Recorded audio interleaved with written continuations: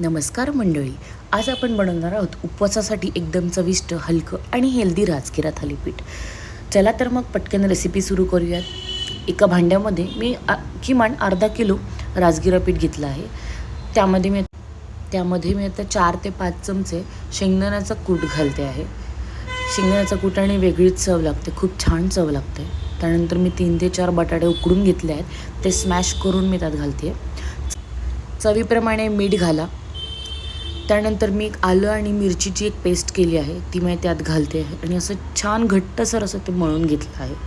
त्यानंतर तव्यावर छान चांगलं तूप घाला आणि थालीपीठाचा आकार देऊन थालीपीठ बनवा.